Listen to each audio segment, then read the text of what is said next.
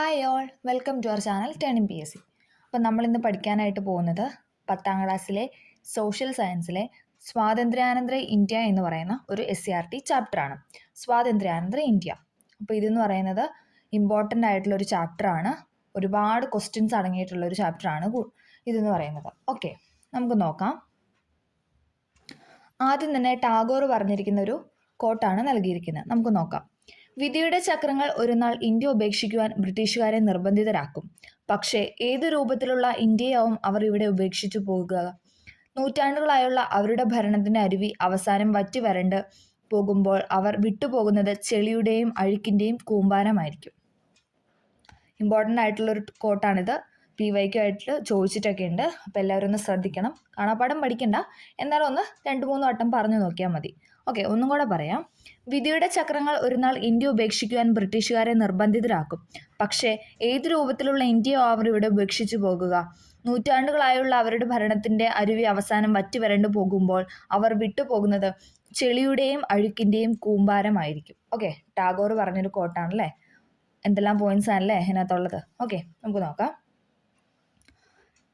ടാഗോർ 1941 നടത്തിയ നിരീക്ഷണമാണ് മുകളിൽ നൽകുന്നത്. അദ്ദേഹത്തിന് 1941 നടത്തിയ ഒരു നിരീക്ഷണത്തിന് മൂലമാണ് അദ്ദേഹം ഈ കോട്ട് പറഞ്ഞിരിക്കുന്നത്. ഓക്കെ, ഇന്ത്യയുടെ ഭരണം ബ്രിട്ടീഷുകാർക്ക് ഉപേക്ഷിക്കേണ്ടി വരും.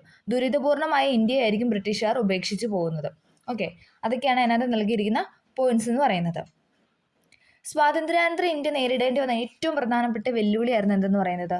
വിഭജനവും അതേ തുടർന്ന് എന്താണ് അഭയാർത്ഥി പ്രവാഹവും അല്ലേ. സ്വാതന്ത്ര്യാനന്തര ഇന്ത്യ നേരിടേണ്ടി വന്ന ഏറ്റവും പ്രധാനപ്പെട്ട വെല്ലുവിളി തന്നെയായിരുന്നു എന്തെന്ന് പറയുന്നത്? വിഭജനവും അതേ തുടർന്നുണ്ടായ അഭയാർത്ഥി പ്രവാഹവും. നമുക്ക് നോക്കാം, എന്താണ് അഭയാർത്ഥി പ്രവാഹം. നമുക്കിവിടെ ഒരു പിക്ചറൊക്കെ നൽകിയിട്ടുണ്ട് അല്ലേ. അങ്ങോട്ടും ഇങ്ങോട്ടും കുത്തി നിറഞ്ഞ ആൾക്കാർ പോകുകയും വരികയും ഒക്കെ ചെയ്യുന്നു അല്ലേ. കുടുംബാംഗങ്ങളോടൊപ്പം ഭാണ്ഡക്കെട്ടുകളും തലയിലേറ്റി നടന്നു നീങ്ങുന്ന അഭയാർത്ഥികളാകട്ടെ ജനങ്ങളുടെ ചിത്രങ്ങളാണ്. അതായത് അഭയാർത്ഥികളായ ജനങ്ങളുടെ ചിത്രമാണ് ഈ നൽകിയിരിക്കുന്നത്. വിഭജന കാലത്ത് ഇന്ത്യയിലെ സാധാരണ കാഴ്ചയായിരുന്നു ഇത്. അതായത് ആ സമയത്ത് എന്ന് പറഞ്ഞു കഴിഞ്ഞാൽ നോർമലായിട്ട് കാണുന്ന ഒരു കാഴ്ച തന്നെയായിരുന്നു എന്ന് പറയുന്നത് അഭയാർത്ഥി പ്രവാഹം. അങ്ങോട്ട് പോവുകയും ഇങ്ങോട്ട് വരികയും ഒക്കെ ചെയ്തത്. അക്കാലത്ത് ഇന്ത്യയിൽ നിന്ന് പാകിസ്ഥാനിലേക്കും പാകിസ്ഥാനിൽ നിന്ന് ഇന്ത്യയിലേക്കും അഭയാർത്ഥി പ്രവാഹം ഉണ്ടായി. കൂടുതലും എങ്ങോട്ടാണ് പോയത്? ഇന്ത്യയിൽ നിന്ന് പാകിസ്ഥാനിലോട്ടും അതേപോലെ തന്നെ പാകിസ്ഥാനിൽ ഇന്ത്യയിലേക്കും. ഇതോടൊപ്പം രാജ്യത്ത് പലയിടങ്ങളിലായി വർഗീയ ലഹളകൾ നടന്നു. കൽക്കട്ട, ബീഹാർ, നവഖാലി, ദില്ലി, പഞ്ചാബ്, കാശ്മീർ എന്നിവിടങ്ങളിലെ കലാപങ്ങൾ രക്തരൂക്ഷിതമായിരുന്നു. കൽക്കട്ട, ബീഹാർ, നവഖാലി, ദില്ലി, പഞ്ചാബ്, കാശ്മീർ എന്നിവിടങ്ങളിൽ എന്തായിരുന്നു? രക്തരൂക്ഷിതമായിട്ടായിരുന്നു കലാപങ്ങളൊക്കെ നടന്നുകൊണ്ടിരുന്നത്. ആയിരക്കണക്കിന് ആളുകൾ കൊല്ലപ്പെടുകയും സ്ത്രീകൾ ആക്രമിക്കപ്പെടുകയും ചെയ്തിരുന്നു. ഇതിന്റെ ഫലമായി സർവ്വതും നഷ്ടപ്പെട്ട് പലായനം ചെയ്ത വ്യത്യസ്ത വിഭാഗക്കാർ ആണ് അഭയാർത്ഥികളായിട്ട് മാറിയത്. ഒരുപാട് പേര് മരിച്ചു വീഴുകയും അതോടൊപ്പം സ്ത്രീകളെയൊക്കെ ആക്രമിക്കുകയൊക്കെ ചെയ്ത് അങ്ങോട്ടും ഇന്ത്യയിൽ നിന്ന് പാകിസ്ഥാനിലേക്കും പാകിസ്ഥാനിൽ നിന്ന് ഇന്ത്യയിലേക്കൊക്കെ എന്താണ് അഭയാർത്ഥികളുടെ ഒരു ഒഴുക്ക് തന്നെയായിരുന്നു ഉണ്ടായിരുന്നത് അല്ലേ. കാൽനടയായും കാളവണ്ടിയിലും തീവണ്ടിയിലുമായി 10 ദശലക്ഷം അഭയാർത്ഥികളായി സഞ്ചരിച്ചു. സ്വാതന്ത്ര്യാനന്തര ഗവൺമെന്റിന്റെ ഫലപ്രദമായ ഇടപെടലും പുനരധിവാസ നടപടികളും വഴി അഭയാർത്ഥി പ്രശ്നം പരിഹരിക്കാനായിട്ട് സാധിച്ചു. ഇതിനിടയ്ക്ക് ഗാന്ധിജിയുടെ ഒരു രക്തസാക്ഷിത്വം കൂടി നൽകിയിട്ടുണ്ട്. നമ്മുടെ ജീവിതത്തിൽ നിന്ന് പ്രകാശം മറഞ്ഞു പോയിരിക്കുന്നു. Very very very important. ഒരുപാട് തവണ PSC ചോദിച്ചൊരു ക്വസ്റ്റ്യൻ ആണ്. ഇത് ആര് പറഞ്ഞതാണ്? നമ്മുടെ ജീവിതത്തിൽ നിന്നും പ്രകാശം മറഞ്ഞു പോയിരിക്കുന്നു, എവിടെയും ഇരുട്ടാണ്. ഇങ്ങനെ ഗാന്ധിജിയുടെ മരണത്തെക്കുറിച്ച് അഭിപ്രായപ്പെട്ട വ്യക്തിയാണ് ജവഹർലാൽ നെഹ്റു. ഓക്കെ, ഇന്ത്യയെ ബ്രിട്ടീഷ് ഭരണത്തിൽ നിന്ന് മോചിപ്പിക്കാനുള്ള അഹിംസാത്മക സമരത്തിന് നേതൃത്വം നൽകിയ ഗാന്ധിജി എന്നാണ് അദ്ദേഹം മരിച്ചത്? 1948 ജനുവരി 30 ഡൽഹിയിലെ പ്രാർത്ഥനായോഗ സ്ഥലത്ത് വെച്ച്. ആരാണ് അദ്ദേഹം വെടിവേറ്റ് മരിച്ചത്? നാഥുറാം വിനായക് ഗോഡ്സെയുടെ വെടിയേറ്റാണ് ഗാന്ധിജി മരിച്ചത് അല്ലേ. നമുക്ക് എല്ലാവർക്കും അറിയാം നാഥുറാം വിനായക് ഗോഡ്സെ. ഇന്ത്യ വിഭജന ശേഷം നടന്ന വർഗീയ ലഹളകളുടെ അനന്തരഫലമായിരുന്നു എന്തെന്ന് പറയുന്നത്? ഗാന്ധിജിയുടെ രക്തസാക്ഷിത്വം. അപ്പം നമ്മുടെ ജീവിതത്തിൽ നിന്ന് പ്രകാശം മറഞ്ഞു പോയിരിക്കുന്നു, എവിടെയും ഇരുട്ടാണ്. ഇങ്ങനെ അഭിപ്രായപ്പെട്ടത് ആരാണ്? നെഹ്റു ആണ്. ഇന്ത്യയെ ബ്രിട്ടീഷ് ഭരണത്തിൽ നിന്ന് മോചിപ്പിക്കാനുള്ള അഹിംസാത്മക സമരത്തിന് നേതൃത്വം നൽകിയ വ്യക്തിയായിരുന്നു ആരെന്ന് പറയുന്നത്? ഗാന്ധിജി. അദ്ദേഹം മരിച്ച ഡേറ്റ് ആണ് 1948 ജനുവരി 30 ഡൽഹിയിലെ പ്രാർത്ഥനാ യോഗ സ്ഥലത്ത് വെച്ചിട്ടാണ് വധിക്കപ്പെട്ടത്. ആരാണ് അദ്ദേഹം വധിച്ചത്? നാഥുറാം വിനായക് ഗോഡ്സെ. എല്ലാവർക്കും അറിയാം അല്ലേ. ഓക്കെ, നമുക്ക് നെക്സ്റ്റ് നോക്കാം. നാട്ടുരാജ്യങ്ങളുടെ സംയോജനം. സ്വാതന്ത്ര്യത്തിന് മുൻപ് ഇന്ത്യയിൽ ബ്രിട്ടീഷുകാർ നേരിട്ട് ഭരണം നടത്തിയിരുന്ന പ്രദേശങ്ങൾക്ക് പുറമെ ബ്രിട്ടീഷ് നിയന്ത്രണത്തിലുള്ള 600ഓളം നാട്ടുരാജ്യങ്ങളും ഉണ്ടായിരുന്നു. അതായത് സ്വാതന്ത്ര്യത്തിന് മുൻപ് എന്തായിരുന്നു, ബ്രിട്ടീഷുകാരായിരുന്നു നേരിട്ട് ഇന്ത്യ ഭരിച്ചുകൊണ്ടിരുന്നത് അല്ലേ. അതിന് പുറമെ എന്താണ്, ബ്രിട്ടീഷ് നിയന്ത്രണത്തിലുള്ള 600ഓളം നാട്ടുരാജ്യങ്ങളും ഉണ്ടായിരുന്നു. അതായത് ബ്രിട്ടീഷിന്റെ നിയന്ത്രണത്തിലുള്ള 600 നാട്ടുരാജ്യങ്ങളും എന്താണ് ഈ ഇന്ത്യയിൽ ഉണ്ടായിരുന്നു. നാട്ടുരാജ്യങ്ങൾക്ക് ഇന്ത്യയിലോ പാകിസ്ഥാനിലോ ചേരാനോ സ്വതന്ത്രമായി നിൽക്കാനോ ഉള്ള അധികാരം നൽകിയ ശേഷമാണ് ബ്രിട്ടൻ ഇന്ത്യ വിട്ടത്. അതായത് ബ്രിട്ടൻ ഇന്ത്യയിൽ നിന്ന് പോകുമ്പോൾ എന്താണ് ചെയ്തത്, ഒന്നെങ്കിൽ നാട്ടുരാജ്യങ്ങൾക്ക് ഇന്ത്യയിലോ പാകിസ്ഥാനോ, അതായത് ഒന്നെങ്കിൽ ഇന്ത്യയിൽ തുടരാം അല്ലെങ്കിൽ പാകിസ്ഥാനിലോട്ട് പോയി ചേരാം, അല്ലെങ്കിൽ ഇതൊന്നും വേണ്ടാത്ത സ്വതന്ത്രമായിട്ടൊരു രാജ്യമായിട്ട് നിലനിൽക്കാനും സാധിക്കും എന്ന് പറഞ്ഞിട്ടാണ് എന്ത് പോയത്, ബ്രിട്ടീഷുകാർ ഇന്ത്യ വിട്ട് പോയത്. അതിനാൽ സ്വാതന്ത്ര്യാനന്തരം ഇന്ത്യ നേരിടേണ്ടി വന്ന മറ്റൊരു പ്രധാന പ്രശ്നമായിരുന്നു നാട്ടുരാജ്യങ്ങളുടെ ഇന്ത്യൻ യൂണിയനുകൾക്കുള്ള സംയോജനം. ഇത് ശ്രമകരമായ ഒരു ദൗത്യമായിരുന്നു. കേന്ദ്ര മന്ത്രിസഭയിലെ സംസ്ഥാനങ്ങളുമായി ബന്ധപ്പെട്ട വകുപ്പിന്റെ ചുമതല ആർക്കായിരുന്നു, നമ്മൾ പഠിച്ചിട്ടുണ്ടല്ലേ, പട്ടേലിനായിരുന്നു അല്ലേ, സർദാർ വല്ലഭായ് പട്ടേൽ. കേന്ദ്ര മന്ത്രിസഭയിലെ സംസ്ഥാനങ്ങളുമായി ബന്ധപ്പെട്ട വകുപ്പിന്റെ ചുമതല ആർക്കായിരുന്നു എന്ന് ചോദിച്ചു കഴിഞ്ഞാൽ സർദാർ വല്ലഭായ് പട്ടേലിന്.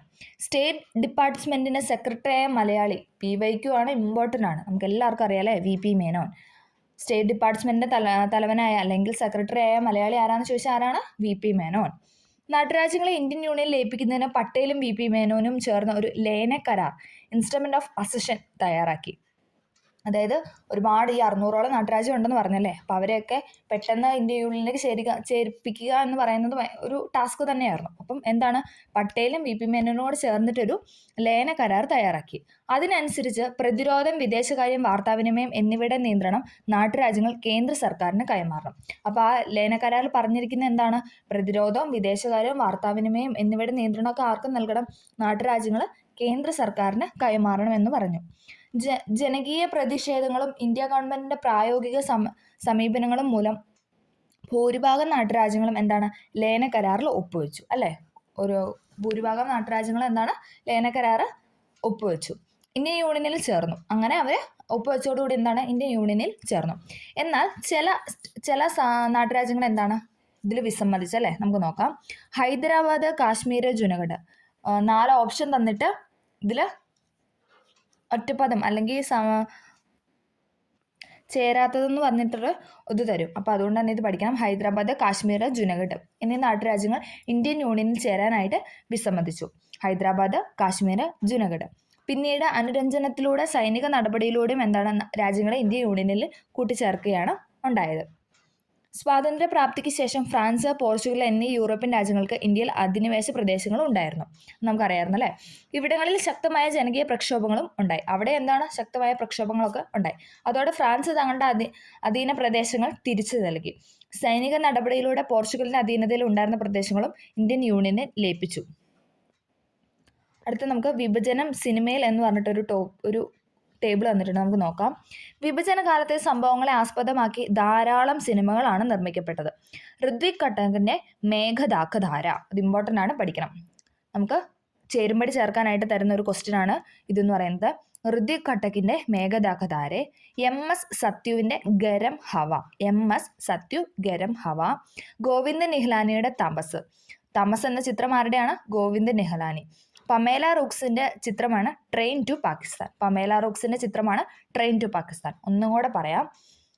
മേഘദാക്കധാര എന്ന സിനിമ ഋത്വിക് ഘട്ടകിന്റെയും, ഗരം ഹവ MS സത്യുവിന്റെയും, തമസ എന്ന സിനിമ ഗോവിന്ദ് നിഹലാനിയുടെയും, ട്രെയിൻ ടു പാകിസ്ഥാൻ പമേല റൂക്സിന്റെയും. ഋത്വിക് ഘട്ടക്, മേഘദാക്കധാര, MS സത്യു, ഗരം ഹവ, ഗോവിന്ദ് നിഹലാനി, തമസ്, പമേല റൂക്സിന്റെ ട്രെയിൻ ടു പാകിസ്ഥാൻ എന്നിവ വിഭജന കാലത്തെ പ്രശ്നങ്ങളെ അടിസ്ഥാനമാക്കി നിർമ്മിച്ച പ്രശസ്ത സിനിമകളാണ്. അത് പഠിക്കണം കേട്ടോ. ചെറുമ്പടി ചേർക്കാനായിട്ട് എപ്പോഴും തന്നെ വരുന്ന ഒരു ക്വസ്റ്റ്യൻ ആണ് ഇതെന്ന് പറയുന്നത്, പഠിക്കണം. അടുത്താണ് നമുക്ക് VP മേനോനെ കുറിച്ച് നൽകിയിട്ട് നോക്കാം. 1894 പാലക്കാട് ജില്ലയിലെ ഒറ്റപ്പാലത്ത് ജനിച്ചു. നമ്മൾ പറഞ്ഞല്ലേ VP മേനോൻ മലയാളിയായിരുന്നു അല്ലേ. സ്റ്റേറ്റ് ഡിപ്പാർട്ട്മെന്റിന്റെ സെക്രട്ടറിയായ മലയാളിയാണ് ആരെന്ന് പറയുന്നത്, VP മേനോൻ. അദ്ദേഹം 1894 പാലക്കാട് ജില്ലയിലെ ഒറ്റപ്പാലത്ത് ജനിച്ചു. സ്കൂൾ ജീവിതത്തിന് ശേഷം വിവിധ മേഖലകളിൽ ജോലി നോക്കി. പിന്നീട് ഡൽഹി സെക്രട്ടേറിയറ്റിൽ ഒരു ക്ലർക്കായിട്ട് ജോലി നേടി. ഇംഗ്ലീഷ് ഭാഷയിൽ പ്രാവീണ്യമുണ്ടായിരുന്നതിനാൽ അദ്ദേഹത്തെ ഗവൺമെന്റ് നിരവധി ചുമതലകൾ ഏൽപ്പിച്ചു. സർദാർ പട്ടേലിനും നെഹ്റുവിനുമൊപ്പം നാട്ടുരാജ്യങ്ങളുടെ സംയോജനത്തിൽ നിർണായക പങ്ക് വഹിച്ചു. നമ്മൾ പഠിച്ചല്ലേ, പട്ടേലിനൊപ്പം സഹായിച്ച മലയാളി ആരാന്ന് ചോദിച്ചാൽ ആരാണ്, VP മേനോൻ. സർദാർ പട്ടേലിനും നെഹ്റുവിനുമൊപ്പം നാട്ടുരാജ്യങ്ങളുടെ സംയോജനത്തിൽ നിർണായക പങ്ക് വഹിച്ച വ്യക്തിയാണ് ആരെന്ന് പറയുന്നത്, VP മേനോൻ. ഇമ്പോർട്ടൻ്റ് ആണ് അടുത്തതെന്ന് പറഞ്ഞാൽ 1952 ഒറീസയിൽ ഗവർണറായിട്ട് ചുമതലയേറ്റു. 1952 ഒറീസയിലെ ഗവർണറായിട്ട് ചുമതലയേറ്റു. The transfer of power in India, ഇതും ഇമ്പോർട്ടൻ്റ് ആണ്, PYQ ആണ്. The transfer of power in India, ഇത് ആരുടെ പുസ്തകമാണെന്ന് ചോദിക്കും. ആരുടെയാണ്? PP മേനോൻ്റെ ആണ്. The transfer of power in India. ഒരെണ്ണം കൂടെ ഉണ്ട്, integration of Indian state. SCRT പറഞ്ഞിരിക്കുന്നതായതിനാൽ ഈ 2 ടെക്സ്റ്റ് ബുക്കും നമ്മൾ പഠിക്കണം. Okay, the transfer of power in India, integration of Indian state, ഈ 2 ഗ്രന്ഥങ്ങളുടെയും കർത്താവാണെന്ന് പറയുന്നത് BP മേനോൻ. ഓക്കെ, നമ്മൾ പറഞ്ഞല്ലേ ഫ്രാൻസിനും പോർച്ചുഗലിനൊക്കെ എന്താണ് ഇന്ത്യയിൽ അധിനിവേശ പ്രദേശങ്ങളുണ്ടായിരുന്നു. അപ്പോൾ നമുക്കതൊന്ന് നോക്കാം ഏതൊക്കെയാണ്. ഫ്രാൻസിൻ്റെ അന്ന് പോണ്ടിച്ചേരി, കാരക്കൽ, മാഹിയാനം. പോണ്ടിച്ചേരി, കാരക്കൽ, മാഹിയാനം എന്ന് പറയുന്നത് ഫ്രാൻസിൻ്റെ അധിനിവേശ പ്രദേശമായിരുന്നു. അത് എന്നാണ് നമ്മൾ ഇന്ത്യൻ യൂണിയനിൽ ചേർക്കപ്പെട്ടതെന്ന് വെച്ചാൽ 1954. 1954 ഫ്രാൻസിൻ്റെ അധിനിവേശ പ്രദേശമായ പോണ്ടിച്ചേരി, കാരക്കൽ, മാഹിയാനം, ഈ 4 സ്ഥലം പഠിക്കണം കേട്ടോ. പോണ്ടിച്ചേരി, കാരക്കൽ, മാഹിയാനം 1954 ഇന്ത്യൻ യൂണിയനിൽ ചേർക്കപ്പെട്ടു. അപ്പോൾ പോർച്ചുഗലിൻ്റെ ഏതൊക്കെയായിരുന്നു നമുക്ക് നോക്കാം. ഗോവ, ദാമൻ ദ്വീപ്. നമുക്കറിയാലോ ഗോവ എന്നൊക്കെ പറയുന്നത് പോർച്ചുഗലിൻ്റെ ഭയങ്കര കേന്ദ്രമായിരുന്നു അല്ലേ. പോർച്ചുഗലിൻ്റെ അധിനിവേശ പ്രദേശമായിരുന്നു ഗോവ, ദാമൻ ദ്വീപ്. അതെന്നാണ് പോയത്? 1961. പിന്നെയും കുറേ കാലങ്ങൾ കഴിഞ്ഞിട്ടല്ലേ ഇന്ത്യൻ യൂണിയനിൽ ഗോവയും ദാമൻ ദ്വീപും ഒക്കെ ചേർക്കപ്പെട്ടത്. 1961. ആദ്യം വന്നത് അവസാനമായിട്ട് പോയ വിദേശ ശക്തിയായിരുന്നു ആരെന്ന് പറയുന്നത് പോർച്ചുഗൽ അല്ലേ. അപ്പം 1961 എന്തെന്ന് പറയുന്നത് പൂർണ്ണമായും ഇന്ത്യയിൽ നിന്ന് അവർ പോയെന്ന് നമുക്ക് പറയാം അല്ലേ. ഗോവ, ദാമൻ ദ്വീപ് പോർച്ചുഗലിൻ്റെയും പോണ്ടിച്ചേരി, കാരക്കൽ, മാഹിയാനം എന്ന് പറയുന്നത് ഫ്രാൻസിൻ്റെയും അധിനിവേശ പ്രദേശമായിരുന്നു. ഓക്കെ, ഡേറ്റും പഠിക്കണം കേട്ടോ. അടുത്താണ് ഭരണഘടനാ രൂപീകരണവും ആദ്യത്തെ പൊതു തിരഞ്ഞെടുപ്പും. നമുക്ക് നോക്കാം. ഇവിടെ ഡോക്ടർ രാജേന്ദ്ര പ്രസാദിൻ്റെയും അംബേദ്കറിൻ്റെ ഒക്കെ പിക്ചർ നൽകിയിട്ടുണ്ട്. ഓക്കെ, ഭരണഘടനാ രൂപീകരണവും ആദ്യത്തെ പൊതു തിരഞ്ഞെടുപ്പും. ഇന്ത്യയുടെ രാഷ്ട്ര രൂപീകരണത്തിനുള്ള അടിത്തറയാണ് ഇന്ത്യൻ ഭരണഘടന. നമ്മൾ പഠിച്ചായിരുന്നല്ലേ. ഇന്ത്യയുടെ രാഷ്ട്ര രൂപീകരണത്തിനുള്ള അടിത്തറ എന്ന് പറയുന്നത് എന്ത് തന്നെയാണ്? ഇന്ത്യയുടെ ഭരണഘടനയാണ്. ക്യാബിനറ്റ് മിഷന്റെ നിർദ്ദേശപ്രകാരം, ഇമ്പോർട്ടൻ്റ് ആണ്, ക്യാബിനറ്റ് മിഷന്റെ നിർദ്ദേശപ്രകാരം 1946 ഡോക്ടർ രാജേന്ദ്ര പ്രസാദ് അധ്യക്ഷനായി ഭരണഘടനാ നിർമ്മാണ സഭ രൂപീകരിച്ചു. നമ്മൾ കഴിഞ്ഞ ക്ലാസ്സിൽ പഠിച്ചല്ലേ. അപ്പോൾ അത് കാണാത്തവരുണ്ടെങ്കിൽ അതൊന്ന് കണ്ടു നോക്കണം കേട്ടോ. ക്യാബിനറ്റ് മിഷന്റെ നിർദ്ദേശപ്രകാരമാണ് 1946 ഡോക്ടർ രാജേന്ദ്ര പ്രസാദ് അധ്യക്ഷനായി ഭരണഘടനാ നിർമ്മാണ സഭ രൂപീകരിച്ചത്. ഇപ്പോൾ ക്യാബിനറ്റ് മിഷൻ ഇത് പഠിക്കണം കേട്ടോ. ക്യാബിനറ്റ് മിഷൻ എന്നാ വന്നതെന്ന് ചോദിച്ചാൽ 1946. അപ്പോൾ അവരുടെ നിർദ്ദേശപ്രകാരമാണ് ഭരണഘടനാ നിർമ്മാണ സഭ 1946 ഡോക്ടർ രാജേന്ദ്ര പ്രസാദിന്റെ അധ്യക്ഷതയോടു കൂടി രൂപീകരിച്ചത്. ഓക്കെ, ഭരണഘടന എഴുതി തയ്യാറാക്കാനായി BR അംബേദ്കർ ചെയർമാനായി ഒരു ഡ്രാഫ്റ്റിംഗ് കമ്മിറ്റിയെ നിയമിച്ചു. നമ്മൾ പഠിച്ചായിരുന്നല്ലേ, കഴിഞ്ഞ ക്ലാസ്സിൽ നമ്മൾ പഠിച്ച ഒരു പോയിന്റാണ് അതെന്ന് പറയുന്നത്. ഭരണഘടന എഴുതി തയ്യാറാക്കാനായിട്ട് ഡ്രാഫ്റ്റിംഗ് കമ്മിറ്റിയുടെ ചെയർമാനായ ആ വ്യക്തി ആരായിരുന്നു? ഡോക്ടർ BR അംബേദ്കർ അല്ലേ. നിരവധി ചർച്ചകളിലൂടെയും സംവാദങ്ങളിലൂടെയും ഭരണഘടനയ്ക്ക് രൂപം നൽകി. ഇന്ത്യൻ സ്വാതന്ത്ര്യ സമര കാലഘട്ടത്തിൽ ഉയർന്നു വന്ന ആശയാഭിലാഷങ്ങളുടെ പ്രതിഫലനമായിരുന്നു എന്തെന്ന് പറയുന്നത് ഇന്ത്യയുടെ ഭരണഘടന എന്ന് പറയുന്നത്. 1950 ജനുവരി 26 സ്വതന്ത്ര ഇന്ത്യയുടെ ഭരണഘടന നിലവിൽ വരികയും അതോടുകൂടി ഇന്ത്യ ഒരു റിപ്പബ്ലിക്കായിട്ട് മാറുകയും ചെയ്തു. സ്വാതന്ത്ര്യാനന്തരം ഇന്ത്യ നേരിട്ട മറ്റൊരു പ്രശ്നമായിരുന്നു ജനാധിപത്യ വ്യവസ്ഥയുടെ രൂപീകരണം. അപ്പം നമ്മൾ പറഞ്ഞാൽ അഭയാർത്ഥി പ്രവാഹമൊക്കെ ഒരു പ്രശ്നം തന്നെയായിരുന്നു. അതോടൊപ്പം ഉണ്ടായിരുന്ന മറ്റൊരു പ്രശ്നമാണ് എന്തെന്ന് പറയുന്നത് ജനാധിപത്യ വ്യവസ്ഥയുടെ രൂപീകരണം. ഭരണഘടനാനുസൃതമായി ഇന്ത്യയിലെ ആദ്യത്തെ പൊതു തിരഞ്ഞെടുപ്പ് നടന്നത് ഇമ്പോർട്ടൻ്റ് ആണ്, PYQ 1951-52 കാലയളവിലാണ് അല്ലേ. 50 ജനുവരി 26 ഇന്ത്യ റിപ്പബ്ലിക്കായി. അപ്പോൾ തൊട്ടടുത്ത വർഷം തന്നെ ആദ്യത്തെ പൊതു തെരഞ്ഞെടുപ്പ് നടന്നു 1951-52 കാലയളവിൽ. സ്വതന്ത്രവും നിഷ്പക്ഷവുമായി നടന്ന ആദ്യത്തെ തെരഞ്ഞെടുപ്പ് ഇന്ത്യൻ ജനാധിപത്യത്തിന്റെ വിജയം തന്നെയായിരുന്നു അല്ലേ. ഇന്ത്യക്കൊപ്പം സ്വാതന്ത്ര്യം നേടിയ ഏഷ്യയിലെയും ആഫ്രിക്കയിലെയും ഒട്ടുമിക്ക രാജ്യങ്ങളും ജനാധിപത്യത്തിൽ നിന്ന് വ്യതിചലിക്കുമ്പോഴും ഇന്ത്യയുടെ ജനാധിപത്യ വ്യവസ്ഥ ഇന്നും ശക്തമായിട്ട് നിലനിൽക്കുന്നുണ്ട്. ഓക്കെ, എല്ലാവർക്കും ക്ലിയർ ആയെന്ന് പ്രതീക്ഷിക്കുന്നു. അടുത്ത നോക്കാം, ഭാഷാടിസ്ഥാനത്തിൽ സംസ്ഥാനങ്ങളുടെ രൂപീകരണം. അടുത്തൊരു പോയിന്റ് ആണ്, ഇമ്പോർട്ടൻ്റ് ആണ്, PYQ ആണ്. ക്വസ്റ്റ്യൻ, ഡിഗ്രി ലെവൽ ക്വസ്റ്റ്യൻസ് പോലും ഇതിൽ നിന്ന് ക്വസ്റ്റ്യൻ വരാനാണ്. ഓക്കെ, ഭാഷാടിസ്ഥാനത്തിൽ സംസ്ഥാനങ്ങളുടെ രൂപീകരണം. നാട്ടുരാജ്യങ്ങളുടെ സംയോജനം നാം പഠിച്ചു അല്ലേ. നാട്ടുരാജ്യങ്ങളുടെ സംയോജനമൊക്കെ നമ്മൾ പഠിച്ചല്ലേ, VP മേനോനും പട്ടേലൊക്കെ ചേർന്നിട്ട്. ഇവിടങ്ങളിലെ ജനങ്ങൾ അഭിമുഖീകരിച്ച ഒരു പ്രധാന പ്രശ്നം ഭാഷയുമായിട്ട് ബന്ധപ്പെട്ടാണ്. ഒരു നാട്ടുരാജ്യത്തെ തന്നെ വ്യത്യസ്ത ഭാഷകൾ സംസാരിക്കുന്നവർ ഉണ്ടായിരുന്നു. അതിനാൽ ഭാഷാടിസ്ഥാനത്തിൽ സംസ്ഥാനങ്ങൾ രൂപീകരിക്കണമെന്ന ആവശ്യം ഇന്ത്യയുടെ വിവിധ ഭാഗങ്ങളിൽ ഉയർന്നു വന്നു. അതായത് ഒരു സ്ഥലത്ത് തന്നെ പല ഭാഷ സംസാരിക്കുമ്പോൾ ഒരേ ഭാഷയുള്ളവരെ ഒരു രാജ്യം അല്ലെങ്കിൽ ഒരു സ്റ്റേറ്റ് ആക്കി മാറ്റാന്നുള്ള ഒരു രീതിയിലോട്ട് വന്നു. 1920 നാഗ്പൂർ കോൺഗ്രസ് സമ്മേളനത്തിൽ തന്നെ ഭാഷാടിസ്ഥാനത്തിൽ സംസ്ഥാന കോൺഗ്രസ് കമ്മിറ്റികൾ രൂപീകരിക്കാൻ തീരുമാനിച്ചു.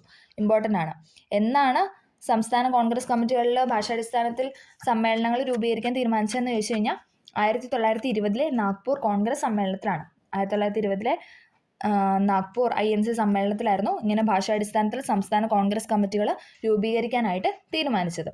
സ്വാതന്ത്ര്യാനന്തരം ഭാഷാടിസ്ഥാനത്തിൽ സംസ്ഥാനം രൂപീകരിക്കുക എന്ന ആശയം ഉന്നയിച്ചുകൊണ്ട് ജനകീയ പ്രക്ഷോഭങ്ങൾ ആരംഭിച്ചു. തെലുങ്ക് സംസാരിക്കുന്നവർക്കായി ആന്ധ്ര സംസ്ഥാനം രൂപീകരിക്കുക എന്ന ആവശ്യവുമായി സ്വാതന്ത്ര്യ സമര സേനാനിയായിരുന്ന പോറ്റി ശ്രീരാമുലു നിരാഹാര സമരം തുടങ്ങി. നമ്മൾ പഠിച്ചാണല്ലേ. പോറ്റി ശ്രീരാമുലു എന്താണ് ആന്ധ്ര എന്ന സംസ്ഥാനം രൂപീകരിക്കുന്ന ആവശ്യമായിട്ട് സ്വാതന്ത്ര്യ സമരത്തിനായി അദ്ദേഹം എന്താണ് ചെയ്തത്? നിരാഹാരം കിടന്നല്ലേ. 58 ദിവസം നീണ്ടുനിന്ന നിരാഹാരത്തെ തുടർന്ന് അദ്ദേഹം മരണമടഞ്ഞു. അതായത് 58 ദിവസം അദ്ദേഹം എന്താണ് നിരാഹാരം കിടന്നു. അതോടെ തുടർന്ന് അദ്ദേഹം മരണമടയാണ് ഉണ്ടായത്. ഇത് പ്രക്ഷോഭം രൂക്ഷമാക്കി. ഒരാൾ മരിച്ചുപോയി അല്ലേ, അപ്പോൾ പിന്നെ അതെന്ന് പറയുന്ന ഒരു വലിയൊരു പ്രക്ഷോഭം തന്നെയായിട്ട് മാറി. തുടർന്ന് തെലുങ്ക് സംസാരിക്കുന്നവർക്കായി ആന്ധ്ര സംസ്ഥാനം 1953 രൂപീകരിച്ചു. ഇമ്പോർട്ടൻ്റ് ആണ്. അപ്പോൾ ആന്ധ്ര എന്ന സംസ്ഥാനം എന്നാ രൂപീകരിച്ചതെന്ന് ചോദിച്ചാൽ 1953. ഭാഷാടിസ്ഥാനത്തിലുള്ള സംസ്ഥാനം വേണമെന്ന ആവശ്യം ഇതിനെ തുടർന്ന് ശക്തമായി. ഭാഷയുടെ അടിസ്ഥാനത്തിൽ സംസ്ഥാനങ്ങളെ പുനഃസംഘടിപ്പിക്കുന്നതിനായി സംസ്ഥാന പുനഃസംഘടനാ കമ്മീഷൻ രൂപീകരിച്ചു. ഇമ്പോർട്ടൻ്റ് ആണ്. ഭാഷയുടെ അടിസ്ഥാനത്തിൽ സംസ്ഥാനങ്ങളെ പുനഃസംഘടിപ്പിക്കുന്നതിനായി സംസ്ഥാന പുനഃസംഘടനാ കമ്മീഷൻ രൂപീകരിച്ചു. ഫസൽ അലി ആയിരുന്നു ഈ കമ്മീഷന്റെ അധ്യക്ഷൻ. നമുക്കറിയാം അല്ലേ, ഫസൽ അലി ആയിരുന്നു ഈ കമ്മീഷന്റെ അധ്യക്ഷൻ. HN കുൻസ്രു, പിന്നെ മലയാളിയായ, ഇവിടെയും ഒരു മലയാളി ഉണ്ടല്ലേ, മലയാളിയായ സർദാർ KM പണിക്കർ എന്നിവയായിരുന്നു ഇതിലെ മറ്റ് അംഗങ്ങൾ എന്ന് പറയുന്നത്. ഫസൽ അലി, HN കുൻസ്രു, മലയാളിയായ സർദാർ KM പണിക്കർ. അതിൽ ഫസൽ അലി ആയിരുന്നു ഇതിൻ്റെ തലവൻ അല്ലേ. കമ്മീഷന്റെ അധ്യക്ഷൻ എന്ന് പറയുന്നത് ഫസൽ അലി ആയിരുന്നു. ഈ കമ്മീഷന്റെ റിപ്പോർട്ടിന്റെ അടിസ്ഥാനത്തിൽ 1956 ഇന്ത്യൻ സംസ്ഥാന പുനഃസംഘടനാ നിയമം പാർലമെന്റ് പാസ്സാക്കി. 1953 ആന്ധ്ര എന്ന സംസ്ഥാനം, അതായത് തെലുങ്ക് സംസാരിക്കുന്നവർക്കായി ആന്ധ്ര എന്ന സംസ്ഥാനം നിലവിൽ വന്നത്. പക്ഷേ സംസ്ഥാന പുനഃസംഘടനാ കമ്മീഷന്റെ അടിസ്ഥാനത്തിൽ, അവരുടെ റിപ്പോർട്ടിന്റെ അടിസ്ഥാനത്തിൽ എന്താണ് 1956 ഇന്ത്യൻ സംസ്ഥാന പുനഃസംഘടനാ നിയമം പാർലമെന്റ് പാസ്സാക്കിയത്, 3 വർഷത്തിന് ശേഷം. ഇത് പ്രകാരം 14 സംസ്ഥാനങ്ങളും 6 കേന്ദ്രഭരണ പ്രദേശങ്ങളുമാണ് 1956 നിലവിൽ വന്നത്. ഇമ്പോർട്ടൻ്റ് ആണ്, പഠിക്കണം. എത്ര സ്റ്റേറ്റും എത്ര കേന്ദ്രഭരണ പ്രദേശമാണെന്ന് ചോദിച്ചു കഴിഞ്ഞാൽ എത്രയാണ്? 14 സംസ്ഥാനങ്ങളും 6 ടെറിട്ടറിയാണ് അന്ന് 1956 നിലവിൽ വന്നത്. പിന്നീട് പല ഘട്ടങ്ങളിലായി പുതിയ സംസ്ഥാനങ്ങൾ നിലവിൽ വന്നു. ഇപ്പോൾ ഇന്ത്യയിൽ 29 സംസ്ഥാനങ്ങളും 28, ഇതിന് ചെറിയ മിസ്റ്റേക്ക് ഉണ്ട്, 28 സ്റ്റേറ്റും 8 കേന്ദ്രഭരണ പ്രദേശമല്ല ഇപ്പോൾ ഉള്ളത്. ഓക്കെ, പഴയ ടെക്സ്റ്റ്, അതായത് നേരത്തെ അടിച്ച പുസ്തകം ആയതുകൊണ്ടാണ് ഇങ്ങനെ ഒരു ഇത് കൊടുത്തിരിക്കുന്നത്. ഓക്കെ, നമുക്ക് അടുത്തത് നോക്കാം. സാമ്പത്തിക മേഖലയിലെ മുന്നേറ്റങ്ങൾ. സ്വതന്ത്ര ഇന്ത്യയുടെ സാമ്പത്തിക അടിത്തറ വളരെ പരിതാപകരമായിരുന്നു. നമുക്കറിയാം അല്ലേ, ആ സമയത്തൊക്കെ നമ്മുടെ സാമ്പത്തിക മേഖല എന്ന് പറയുന്നത് ഭയങ്കര പരിതാപകരമായ ഒരു അവസ്ഥയിലായിരുന്നു. ലോകത്ത് അന്ന് നിലനിന്നിരുന്ന മുതലാളിത്ത സമ്പദ് വ്യവസ്ഥയുടെയും സോഷ്യലിസ്റ്റ് സമ്പദ് വ്യവസ്ഥയുടെയും സമന്വയമായ മിശ്ര സമ്പദ് വ്യവസ്ഥ ആണ് ഇന്ത്യ സ്വീകരിച്ചത്. അതായത് മിക്സഡ് എക്കോണമി ആയിരുന്നു ഇന്ത്യയിൽ നിലവിലുണ്ടായിരുന്നത്. മുതലാളിത്ത സമ്പദ് വ്യവസ്ഥ ഉണ്ടായിരുന്നു, അതേപോലെ തന്നെ സോഷ്യലിസ്റ്റ് സമ്പദ് വ്യവസ്ഥയുടെ സമന്വയമായ മിശ്ര സമ്പദ് വ്യവസ്ഥ അഥവാ മിക്സഡ് എക്കോണമി ആയിരുന്നു ഇന്ത്യ സ്വീകരിച്ചത്. ഇത് പൊതുമേഖലയ്ക്കാണ് പ്രാധാന്യം നൽകിയത്. നമുക്ക് നോക്കാം. ആസൂത്രണ കമ്മീഷൻ. 1950 മാർച്ച് 15 ആസൂത്രണ കമ്മീഷൻ നിലവിൽ വന്നു. ഇമ്പോർട്ടൻ്റ് ആണ്. 1950 മാർച്ച് 15 എന്ന് പറയുന്നത് ആസൂത്രണ കമ്മീഷൻ നിലവിൽ വന്നത്. പ്രധാനമന്ത്രി നെഹ്റു ചെയർമാനും ഗുൽസാരിലാൽ നന്ദ വൈസ് ചെയർമാനുമായിരുന്നു. അതായത് ആസൂത്രണ കമ്മീഷന്റെ ചെയർമാൻ എന്ന് പറയുന്നത് ആരായിരുന്നു? നെഹ്റുവും. ഇനി വൈസ് ചെയർമാൻ എന്ന് പറയുന്നത് ഗുൽസാരിലാൽ നന്ദയുമായിരുന്നു. TT കൃഷ്ണമാചാരി, CD ദേശ്മുഖ് എന്നിവർ ഇതിലെ അംഗങ്ങളായിരുന്നു. അതായത് ആസൂത്രണ കമ്മീഷനിലെ അംഗങ്ങളായിരുന്നു CD ദേശ്മുഖും TT കൃഷ്ണമാചാരിയും. ഓക്കെ, സ്വാതന്ത്ര്യാനന്തരം ജവഹർലാൽ നെഹ്റുവിന്റെ നേതൃത്വത്തിലുള്ള ഗവൺമെന്റ് സാമ്പത്തിക മുന്നേറ്റം ലക്ഷ്യമാക്കി നിരവധി പദ്ധതികൾ ആവിഷ്കരിക്കുകയുണ്ടായി. ഈ പദ്ധതികളിൽ പലതും സ്വാതന്ത്ര്യ സമരകാലത്ത് പല കോൺഗ്രസ് സമ്മേളനങ്ങളിലും ചർച്ച ചെയ്തിരുന്നവയുമാണ്. കേന്ദ്രീകൃത സാമ്പത്തിക ആസൂത്രണമായിരുന്നു അവയിൽ പ്രധാനപ്പെട്ടത്. സോവിയറ്റ് യൂണിയനിൽ നിന്നാണ് ഇന്ത്യ സാമ്പത്തിക ആസൂത്രണം എന്ന ആശയം കൈക്കൊണ്ടത്. അതായത് USSR അഥവാ റഷ്യ അല്ലെങ്കിൽ സോവിയറ്റ് യൂണിയനിൽ നിന്നാണ് എന്തെന്ന് പറയുന്നത് നമ്മൾ സാമ്പത്തിക ആസൂത്രണം എന്ന ആശയം ഇന്ത്യ കൈക്കൊണ്ടത്. ഇന്ത്യയിലെ സാമ്പത്തിക ആസൂത്രണത്തിന്റെ ചരിത്രം മുൻ ക്ലാസ്സുകളിൽ നമ്മൾ പഠിച്ചിട്ടുണ്ട് അല്ലേ. സ്വാതന്ത്ര്യത്തിന് ശേഷം സാമ്പത്തിക ആസൂത്രണ പരിപാടികൾക്ക് ശക്തി വർദ്ധിച്ചു. അതായത് ഇന്ത്യക്ക് സ്വാതന്ത്ര്യം കിട്ടിയതിന് ശേഷമാണ് എന്തെന്ന് പറയുന്ന സാമ്പത്തിക ആസൂത്രണ പരിപാടികൾക്കൊക്കെ കൂടുതൽ ശക്തിയായത്. കാരണം നമ്മുടെ ഒരു രാജ്യമായിട്ട് മാറിയല്ലേ, നമ്മൾ സ്വാതന്ത്ര്യം, നമുക്ക് കുറച്ച് ഫ്രീഡം ഒക്കെ കിട്ടി നമ്മൾ മാറിയല്ലേ. 1950 ജവഹർലാൽ നെഹ്റുവിൻ്റെ അധ്യക്ഷതയിൽ ആസൂത്രണ കമ്മീഷൻ നിലവിൽ വന്നു. നമ്മൾ പറഞ്ഞല്ലേ 1950 നെഹ്റുവിൻ്റെ അധ്യക്ഷതയിൽ ആസൂത്രണ കമ്മീഷൻ നിലവിൽ വന്നത്. സാമ്പത്തിക പുരോഗതിക്കായി ആസൂത്രണ കമ്മീഷൻ നിരവധി പദ്ധതികൾ മുന്നോട്ട് വെച്ചു. സാമ്പത്തിക പുരോഗതിക്കായിട്ട് ആസൂത്രണ കമ്മീഷൻ ഒരുപാട് പദ്ധതികളൊക്കെ മുന്നോട്ട് വെച്ചു. രാജ്യത്തിൻ്റെ സാമ്പത്തിക വളർച്ച ലക്ഷ്യമിട്ട് ആസൂത്രണ കമ്മീഷൻ നടപ്പിലാക്കിയ പദ്ധതികളാണ് പഞ്ചവത്സര പദ്ധതി. നമുക്കറിയാം അല്ലേ, സാമ്പത്തിക വളർച്ച ലക്ഷ്യമിട്ട് ആസൂത്രണ കമ്മീഷൻ നടപ്പിലാക്കിയ ഒരു പദ്ധതിയാണ് എന്തെന്ന് പറയുന്നത് 5 ഇയർ പ്ലാൻ അഥവാ പഞ്ചവത്സര പദ്ധതികൾ. 1951 തുടക്കം കുറിച്ച പഞ്ചവത്സര പദ്ധതികൾ വികസന പ്രക്രിയയിൽ വളരെയധികം മുന്നോട്ട് പോകാൻ ഇന്ത്യയെ സഹായിച്ചു. അത് തന്നെ ഒരു വലിയ പോയിന്റ് ആണല്ലേ. 1951 എന്തെന്ന് പറയുന്നത് 5 ഇയർ പ്ലാന് വികസന പ്രക്രിയയിൽ വളരെയധികം മുന്നോട്ട് പോകാനായിട്ട് ഇന്ത്യയെ സഹായിച്ചു. 1951 5 ഇയർ പ്ലാൻ സ്റ്റാർട്ട് ചെയ്തത്. ഓക്കെ. കാർഷിക വ്യാവസായിക മേഖല പുഷ്ടിപ്പെടാനും ദാരിദ്ര്യ നിർമ്മാർജ്ജനത്തിനും ഊർജ്ജ ഉൽപ്പാദനത്തിനും വിദ്യാഭ്യാസ മേഖലയിലെ പുരോഗതിക്കും ഇത് സഹായിച്ചു. സാമ്പത്തിക പുരോഗതിക്കായി വിദേശ രാജ്യങ്ങളുടെ സഹായവും ഇന്ത്യക്ക് ലഭിച്ചു. വിദേശ സഹായത്തിൽ ഇന്ത്യയുടെ വിവിധ ഭാഗങ്ങളിൽ ഇരുമ്പുരുക്ക് വ്യവസായശാലകൾ ആരംഭിച്ചു. ഇമ്പോർട്ടൻ്റ് ആണ് ഈ ടേബിൾ, എല്ലാവരും പഠിച്ചിട്ട് എക്സാമിന് പോകാവുള്ളൂ. വെരി വെരി വെരി ഇമ്പോർട്ടൻ്റ് ആണ്. ഓക്കെ, ഇരുമ്പുരുക്ക് വ്യവസായശാലകൾ നമുക്ക് നോക്കാം. ഭിലായിക്ക് സഹായം നൽകിയതാണ് സോവിയറ്റ് യൂണിയൻ അഥവാ റഷ്യ. ഭിലായി എവിടെയാണ്? ഛത്തീസ്ഗഡിലാണ് അല്ലേ. ഭിലായി ഛത്തീസ്ഗഡ് സഹായം നൽകിയെന്ന് വെച്ച് കഴിഞ്ഞാൽ USSR. അത് ബൊക്കാറോ എവിടെയാണ്? ജാർഖണ്ഡ് അല്ലേ. ബൊക്കാറോ ജാർഖണ്ഡ് റഷ്യ. റൂർക്കേല എവിടെയാണ്? റൂർക്കേല ഒഡീഷയിലാണ് അല്ലേ. റൂർക്കേല ഒഡീഷ സഹായം നൽകിയത് ജർമ്മനി. ദുർഗാപൂര് ബ്രിട്ടൻ അല്ലേ. ദുർഗാപൂര് ബംഗാൾ ബ്രിട്ടൻ. ദുർഗാപൂർ എവിടെയാണ്? ബംഗാളിലെ ബ്രിട്ടൻ. ഒന്നും കൂടെ പറയാം. Bhilai Russia, Bokaro Russia, Rourkela Germany, Durgapur Britain. എല്ലാവരും ഇത് പഠിച്ചിട്ടാട്ടോ പോകാവുള്ളൂ. ഓക്കെ. ഇന്ത്യയുടെ സാമ്പത്തികമായ ആധുനികവൽക്കരണത്തിൽ വൻകിട അണക്കെട്ടുകൾ പ്രധാന പങ്ക് വഹിച്ചു അല്ലേ. ഇന്ത്യയുടെ സാമ്പത്തികമായ ആധുനികവൽക്കരണത്തിൽ വൻകിട അണക്കെട്ടുകൾ പ്രധാന പങ്ക് വഹിച്ചു. കൃഷിക്ക് ആവശ്യമായ ജലവും വ്യവസായങ്ങൾക്ക് ആവശ്യമായ വൈദ്യുതി ഊർജവും ഇതിൽ നിന്ന് ലഭിച്ചു. ഇന്ത്യയിലെ ഏറ്റവും വലിയ വിവിധോദ്ദേശ നദീതട പദ്ധതിയായ ഭക്രാനങ്കൽ പദ്ധതി സ്വാതന്ത്ര്യാനന്തര ഇന്ത്യയുടെ അഭിമാനമാണ്. ഓക്കെ, ഇന്ത്യയുടെ ഏറ്റവും വലിയ വിവിധോദ്ദേശ നദീതട പദ്ധതിയാണ് ഇതെന്ന് പറയുന്നത് ഭക്രാനങ്കൽ. അതെന്താണ്? സ്വാതന്ത്ര്യാനന്തര ഇന്ത്യയുടെ അഭിമാനം തന്നെയായിരുന്നു. ഓക്കെ.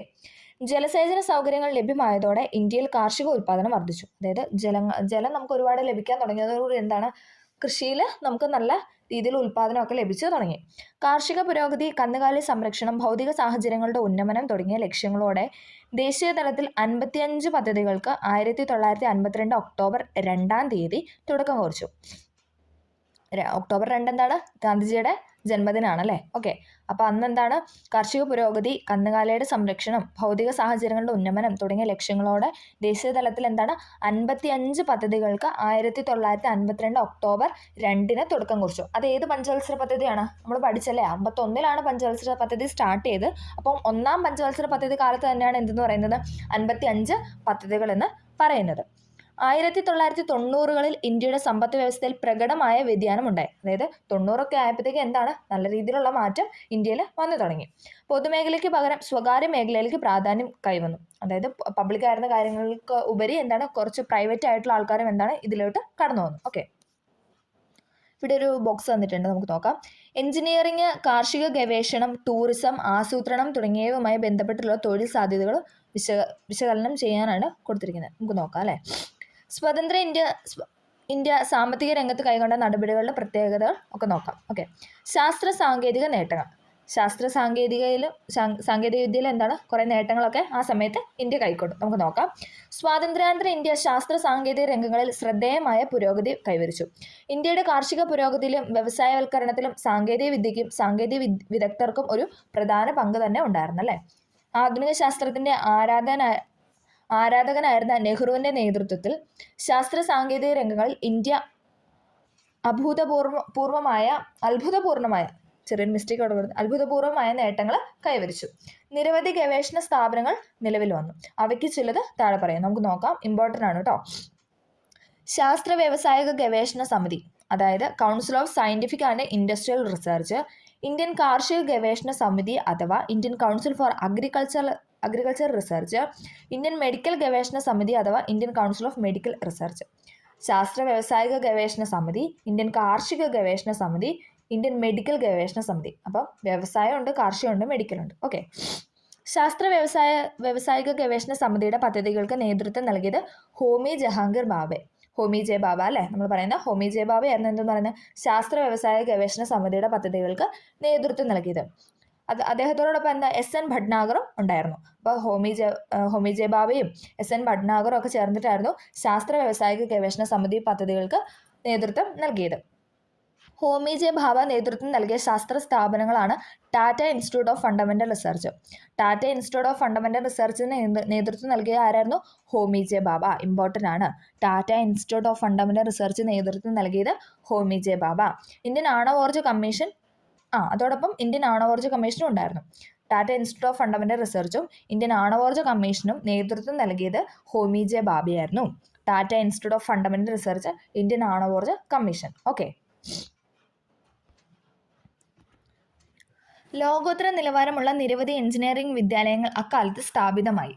5 ഇന്ത്യൻ ഇൻസ്റ്റിറ്റ്യൂട്ട് ഓഫ് ടെക്നോളജികൾ 1954 64 ഇടയ്ക്ക് സ്ഥാപിക്കേണ്ടത്. അതായത് 10 വർഷത്തിനിടയിൽ 5 ഇന്ത്യൻ ഇൻസ്റ്റിറ്റ്യൂട്ട് ഓഫ് ടെക്നോളജികൾ, അതായത് IIT സ്ഥാപിച്ചു. ശാസ്ത്ര സമഗ്രങ്ങളുടെയും വിജ്ഞാനത്തിൻ്റെയും കാര്യത്തിൽ പാശ്ചാത്യ രാജ്യങ്ങളെ ആശ്രയിക്കുന്നത് കുറയ്ക്കണം എന്ന നെഹ്റുവിൻ്റെ കാഴ്ചപ്പാടാണ് ഇതിന് അടിസ്ഥാനമായത്. ആ സമയത്തൊക്കെ നമ്മൾ ഓരോ രാജ്യത്തിനെയൊക്കെ ഡിപ്പെൻഡ് ചെയ്തായിരുന്നു അല്ലേ ഉണ്ടായിരുന്നത്. അപ്പോൾ അതെന്താണ്, അതിൽ നിന്ന് മാറി നമ്മൾ ആശ്രയങ്ങൾ, അതായത് പരാശ്രയത്വമൊക്കെ കുറച്ച് കൊണ്ടുവരണം എന്നുള്ള ഒരു കാഴ്ചപ്പാടായിരുന്നു ആർക്കുണ്ടായിരുന്നത്? നെഹ്റുവിനുണ്ടായിരുന്നത്. തുടർന്ന് മെഡിക്കൽ വിദ്യാഭ്യാസം, ബയോമെഡിക്കൽ എഞ്ചിനീയറിംഗ്, ജനിതക ശാസ്ത്രം, ജൈവ സാങ്കേതിക വിദ്യ, ആരോഗ്യം, ഗതാഗതം, സമുദ്ര ഗവേഷണം, വിവര സാങ്കേതിക വിദ്യ, ആണവോർജ്ജം എന്നീ മേഖലകളിൽ ഇന്ത്യ വൻ നേട്ടം കൈവരിച്ചു. തുടർന്ന് മെഡിക്കൽ വിദ്യാഭ്യാസം, ബയോമെഡിക്കൽ എഞ്ചിനീയറിംഗ്, ജനിതക ശാസ്ത്രം, ജൈവ സാങ്കേതിക വിദ്യ, ആരോഗ്യം, ഗതാഗതം, സമുദ്ര ഗവേഷണം, വിവര സാങ്കേതിക വിദ്യ, ആണവോർജ്ജം എന്നീ മേഖലയിലും ഇന്ത്യ വൻ നേട്ടം കൈവരിച്ചു. അടുത്തത് പോയിന്റാണ് ഇന്ത്യയും ബഹിരാകാശ ഗവേഷണവും. സ്വാതന്ത്ര്യാനന്തരം ബഹിരാകാശ ഗവേഷണ രംഗത്ത് ഇന്ത്യ നിരവധി പര്യവേഷണങ്ങൾ നടത്തി. നമുക്കറിയാം അല്ലേ, സ്വാതന്ത്ര്യാനന്തരം ബഹിരാകാശ ഗവേഷണ രംഗത്ത് ഇന്ത്യ നിരവധി പര്യവേഷണങ്ങളാണ് നടത്തിയത്. 1962 നെഹ്റുവിൻ്റെയും ശാസ്ത്രജ്ഞനായ വിക്രം സാരാഭായിയുടെയും ശ്രമഫലമായി ഇന്ത്യൻ ദേശീയ ബഹിരാകാശ ഗവേഷണ സമിതി രൂപീകരിച്ചു. 1962 നെഹ്റുവിൻ്റെയും ശാസ്ത്രജ്ഞനായ വിക്രം സാരാഭായിയുടെയും ശ്രമഫലമായി ഇന്ത്യൻ ദേശീയ ബഹിരാകാശ ഗവേഷണ സമിതി രൂപീകരിച്ചു. ഇതേ തുടർന്ന് 1969 ഇന്ത്യൻ ബഹിരാകാശ ഗവേഷണ സംഘടന, അതായത് ISRO രൂപീകരണത്തോടെ ഇന്ത്യൻ ബഹിരാകാശ ഗവേഷണത്തിൻ്റെ നേതൃത്വം അതിൻ്റെ കീഴിൽ, അതായത് ISROയുടെ കീഴിലായി. തിരുവനന്തപുരത്തിനടുത്തുള്ള തുമ്പയിലാണ് ഇന്ത്യയിൽ ആദ്യത്തെ റോക്കറ്റ് വിക്ഷേപണ കേന്ദ്രം. നമുക്ക് അഭിമാനിക്കാം അല്ലേ, തിരുവനന്തപുരത്തിനടുത്തുള്ള തുമ്പയിലാണെന്ന് പറയുന്നത് ഇന്ത്യയുടെ ആദ്യത്തെ റോക്കറ്റ് വിക്ഷേപണ കേന്ദ്രം ആരംഭിച്ചത്. ഇന്ത്യൻ ബഹിരാകാശ ഗവേഷകരുടെ കൂട്ടായ പരിശ്രമ ഫലമായി 1975 അപ്പോൾ ISRO എന്ന വന്ന 1969 കേട്ടോ, 1969 ISRO രൂപീകൃതമായത്. ഓക്കെ. ഇന്ത്യൻ ബഹിരാകാശ ഗവേഷകരുടെ കൂട്ടായ പരിശ്രമ ഫലമായി 1975 ആര്യഭട്ട എന്ന ഉപഗ്രഹം വിജയകരമായി വിക്ഷേപിച്ചു. അപ്പോൾ ആര്യഭട്ട എന്ന ഉപഗ്രഹം ആദ്യമായിട്ട് വിക്ഷേപിച്ചത് എന്നാന്ന് ചോദിച്ചാൽ എന്താണ്? 1975 ആര്യഭട്ട വിക്ഷേപിച്ചത് 1975. ഉപഗ്രഹങ്ങൾക്ക് പുറമെ ബഹിരാകാശ വിക്ഷേപണ വാഹനങ്ങളും ഇന്ത്യ വികസിപ്പിച്ചെടുത്തു. ഉപഗ്രഹങ്ങൾ നിർമ്മിക്കാനും വിക്ഷേപിക്കാനും കഴിവുള്ള ഏക വികസ്വര രാഷ്ട്രമെന്ന ബഹുമതി നേടിയെടുക്കാൻ ഇന്ത്യക്ക് കഴിഞ്ഞത് നെഹ്റുവിൻ്റെ ദീർഘദൃഷ്ടി മൂലമാണ്. ഉപഗ്രഹങ്ങൾ വികസിപ്പിച്ചെടുക്കുന്നതിൽ ഏതാനും ഏജൻസികൾ ഇന്ന് നമുക്കുണ്ട്. നമുക്ക് നോക്കാം അത് ഏതൊക്കെയാണ്. National remote sensing agency, physical research laboratory. National remote sensing agency, physical research laboratory. Missile സാങ്കേതിക വിദ്യയിലും ഇന്ത്യ പുരോഗതി കൈവരിച്ചു. മിസൈൽ സാങ്കേതിക വിദ്യയിലും ഇന്ത്യ പുരോഗതി കൈവരിച്ചു. മിസൈൽ സാങ്കേതിക വിദ്യയിലും ഇന്ത്യ പുരോഗതി കൈവരിച്ചു. ഇന്ത്യ വികസിപ്പിച്ച മിസൈലുകളാണ് ഏതൊക്കെയെന്ന് പറയുന്നത്? അഗ്നിയും പൃഥ്വിയും. കഴിഞ്ഞ ദിവസത്തെ ക്വസ്റ്റ്യനും കൂടെ ഉണ്ടായിരുന്നു, LGSന്റെ കഴിഞ്ഞ ദിവസത്തെ ക്വസ്റ്റ്യനും കൂടെ ഈ അഗ്നി പൃഥ്വി ചോദിച്ചിട്ടുണ്ടായിരുന്നു അല്ലേ. ഇന്ത്യ വികസിപ്പിച്ച മിസൈലുകളാണ് അഗ്നി, പൃഥ്വി തുടങ്ങിയവ. Doctor Raja Ramanna, doctor APJ Abdul Kalam എന്നിവർ ആണവ രംഗത്തെ പരീക്ഷണങ്ങൾക്ക് നേതൃത്വം നൽകി. നമുക്കറിയാം അല്ലേ, രാജാരാമണ്ണയും APJ അബ്ദുൽ കലാം ഒക്കെ എന്താണ് ആണവ രംഗത്ത് ഒരുപാട് പരീക്ഷണങ്ങൾക്ക് നേതൃത്വം നൽകിയ വ്യക്തികളാണ് അല്ലേ. നമുക്ക് അവരെ കുറിച്ച് ജസ്റ്റ് ഒന്ന് നോക്കാം. ആദ്യം തന്നെ വിക്രം സാരാഭായി തന്നെ നൽകിയിട്ടുണ്ട്. ആണവശാസ്ത്ര മേഖലയിലും ബഹിരാകാശ മേഖലയിലും ഒരേപോലെ സംഭാവനകൾ നൽകിയ ശാസ്ത്രജ്ഞനാണ് വിക്രം സാരാഭായി. ആണവശാസ്ത്ര മേഖലയിലും ബഹിരാകാശ മേഖലയിലും എന്താണ് ഒരേപോലെ സംഭാവന നൽകിയ വ്യക്തിയാണ് ആരെന്ന് പറയുന്നത് വിക്രം സാരാഭായി. കേംബ്രിഡ്ജിൽ നിന്ന് ഉന്നത വിദ്യാഭ്യാസം നേടി ഇന്ത്യയിലെത്തിയ അദ്ദേഹം അഹമ്മദാബാദിലെ ഫിസിക്കൽ റിസർച്ച് ലബോറട്ടറിയിൽ ഫിസിക്സ് പ്രൊഫസറും ഡയറക്ടറുമായി.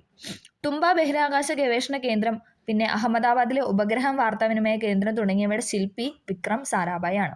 അതായത് തിരുവനന്തപുരത്തെ തുമ്പ ബഹിരാകാശ ഗവേഷണ കേന്ദ്രത്തിന്റെയും അഹമ്മദാബാദിലെ ഉപഗ്രഹ വാർത്താവിനിമയ കേന്ദ്രത്തിന്റെയും ശില്പി എന്ന് പറയുന്ന ആരാണ്? വിക്രം സാരാഭായി ആണ്. അദ്ദേഹത്തിന്റെ ഓർമ്മയ്ക്കായി തുമ്പയിലെ ബഹിരാകാശ കേന്ദ്രത്തിന് Vikram Sarabhai space centre VSSC എന്നാണ് പേര് നൽകിയിരിക്കുന്നത്. അതായത് തുമ്പയിലെ ബഹിരാകാശ കേന്ദ്രത്തിന് നമ്മൾ നൽകിയ പേരാണ് എന്തെന്ന് പറയുന്നത് VSSC, അതായത് Vikram Sarabhai space centre. Okay, അടുത്ത ആളാണ് APJ അബ്ദുൽ കലാം. ഇന്ത്യയുടെ 11ാം രാഷ്ട്രപതിയായ ഡോക്ടർ APJ അബ്ദുൽ കലാം ശാസ്ത്രജ്ഞനും ഗവേഷകനുമായിരുന്നു അല്ലെ. ഇന്ത്യയുടെ 11ാമത്തെ രാഷ്ട്രപതിയായിരുന്നു ആരെന്ന് പറയുന്നത്? അബ്ദുൽ കലാം എന്ന് പറയുന്നത് അല്ലെ. അദ്ദേഹം ശാസ്ത്രജ്ഞനും ഗവേഷകനുമായിരുന്നു. മിസൈൽ സാങ്കേതിക വിദ്യ പരിപോഷിപ്പിക്കുന്നതിൽ വിദഗ്ധനായിരുന്നു അദ്ദേഹം. മിസൈൽ സാങ്കേതിക വിദ്യ പരിപോഷിക്കുന്നതിൽ വിദഗ്ധനായിരുന്നു അദ്ദേഹം, നമുക്കറിയാം അല്ലെ. ഓക്കെ, ISROയുടെ ചുമതല വഹിച്ച അദ്ദേഹം ബഹിരാകാശ ഉപഗ്രഹ വിക്ഷേപണ വാഹിനികൾ ആയ SLV-3, PSLV ഒക്കെ നമുക്ക് കേട്ടല്ലേ, നമുക്ക് നല്ലോണം അറിയാവുന്നൊരു കാര്യം അല്ലേ. SLV-3, PSLV വികസിപ്പിച്ചു. അദ്ദേഹത്തെ മിസൈൽ മാൻ ഓഫ് ഇന്ത്യ എന്നാണ് വിശേഷിപ്പിക്കുന്നത് അല്ലെ. മിസൈൽ മാൻ ഓഫ് ഇന്ത്യ എന്നറിയപ്പെടുന്ന ആരാണ്? APJ അബ്ദുൽ കലാം. അപ്പൊ മിസൈൽ വുമൺ ഓഫ് ഇന്ത്യ എന്ന് പറയുന്ന ആരാണ്? കമന്റ് ചെയ്യണേ. മിസൈൽ വുമൺ ഓഫ് ഇന്ത്യ എന്നറിയപ്പെടുന്ന ആരാണെന്ന് കമന്റ് ചെയ്യണം കേട്ടോ. ഓക്കെ, അടുത്തത് ചാന്ദ്രയാൻ മംഗൾയാൻ ദൗത്യങ്ങളോടെ ഇന്ത്യ ബഹിരാകാശ പര്യവേക്ഷണങ്ങളുടെ പുതുയുഗത്തിലേക്ക് പ്രവേശിച്ചു. ഇന്ത്യയുടെ ആദ്യത്തെ ചന്ദ്രപരീക്ഷണമായ ചാന്ദ്രയാന് 2008 ഒക്ടോബറിൽ തുടക്കം കുറിച്ചു. അപ്പോൾ ചാന്ദ്രയാൻ എന്ന വിക്ഷേപിച്ച ചാന്ദ്രയാൻ 1, അതായത് ചാന്ദ്രയാൻ 1 എന്ന വിക്ഷേപിച്ചതെന്ന് വെച്ചാൽ 2008 ഒക്ടോബറിൽ. America, Russia, European space agency, China, Japan എന്നിവയ്ക്ക് ശേഷം ചന്ദ്രന്റെ ഭ്രമണ പഥത്തിൽ സ്വന്തം പേടകം എത്തിക്കുന്ന രാജ്യമായിട്ട് ഇന്ത്യ മാറി. ആദ്യമായി എത്തിച്ചേരാന്ന് വെച്ച് കഴിഞ്ഞാൽ അമേരിക്കയാണ്, പിന്നാലെ റഷ്യ, യൂറോപ്യൻ സ്പേസ്, പിന്നെ ചൈന, ജപ്പാൻ എന്നിവയ്ക്ക് ശേഷം ചന്ദ്രന്റെ ഭ്രമണപഥത്തിൽ സ്വന്തം പേടകം എത്തിക്കുന്ന രാജ്യമായിട്ട് ഇന്ത്യ മാറി. ഇന്ത്യൻ ബഹിരാകാശ വകുപ്പിന്റെ ചൊവ്വാ ദൗത്യത്തിന്റെ പേരാണ് മംഗൾയാൻ. ഇതും കഴിഞ്ഞ ദിവസത്തെ ക്വസ്റ്റ്യൻ പേപ്പറിൽ ഉണ്ടായിരുന്ന ക്വസ്റ്റ്യൻ ആണ് അല്ലേ. ഇന്ത്യൻ ബഹിരാകാശ വകുപ്പിന്റെ ചൊവ്വാ ദൗത്യത്തിന്റെ പേരാണ് മംഗൾയാൻ. ഈ ചാപ്റ്ററിലെ മുഴുവൻ പോയിന്റ്സ് എന്ന് പറയുന്നത് PYക്ക് തന്നെയാണ്. ഒരുപാട് ഇമ്പോർട്ടൻ്റ് ആയ ഒരു ചാപ്റ്റർ തന്നെയാണ് ഇത്. അതുകൊണ്ട് ഇതിനകത്തൊന്നും നമുക്ക് കട്ട് ചെയ്യാനായിട്ടില്ല, മുഴുവനായിട്ട് ഇതിനകത്ത് പഠിക്കണം. ഓക്കെ, ഇന്ത്യൻ ബഹിരാകാശ വകുപ്പിന്റെ ചൊവ്വാ ദൗത്യത്തിന്റെ പേരാണ് എന്തെന്ന് പറയുന്നത്? മംഗൾയാൻ. ഭൂമിയിൽ നിന്ന് ഏറ്റവും അകലെ എത്തിയ ഇന്ത്യൻ നിർമ്മിത പേടകം എന്ന ഖ്യാതി മംഗൾയാനുണ്ട്. അതായത് ഭൂമിയിൽ നിന്ന് ഏറ്റവും അകലെ എത്തിയ ഇന്ത്യൻ നിർമ്മിത പേടകമാണ് എന്തെന്ന് പറയുന്നത്? മംഗൾയാൻ എന്ന് പറയുന്നത്. ഇതിന്റെ ചൂട് പിടിച്ചുകൊണ്ട് ബഹിരാകാശ ഗവേഷണ രംഗത്ത് പുതിയ പരീക്ഷണങ്ങൾക്ക് ഒരുങ്ങുകയാണ് ഇന്ത്യ. സ്വാതന്ത്ര്യാനന്തര ഇന്ത്യയിൽ ശാസ്ത്ര സാങ്കേതിക ബഹിരാകാശ ഗവേഷണവുമായി ബന്ധപ്പെട്ടുള്ള ഉപരി പഠന മേഖലകൾ തിരിച്ചറിയാം, നമ്മൾ പറഞ്ഞായിരുന്നു അല്ലേ. ഓക്കെ, അടുത്താണ് വിദ്യാഭ്യാസം. അടുത്ത് നമ്മൾ പഠിക്കാൻ പോകുന്ന എഡ്യൂക്കേഷനെ കുറിച്ചാണ്. നമുക്ക് നോക്കാം.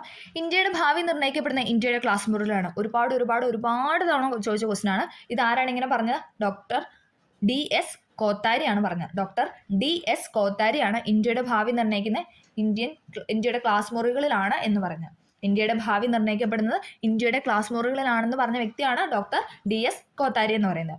രാഷ്ട്ര പുരോഗതിയിൽ വിദ്യാഭ്യാസത്തിനുള്ള പ്രാധാന്യം തിരിച്ചറിഞ്ഞ ദേശീയ നേതാക്കൾ സ്വാതന്ത്ര്യാനന്തരം തദ്ദേശീയമായ വിദ്യാഭ്യാസ നയം വളർത്തിയെടുക്കാനായിട്ട് ശ്രമിച്ചു.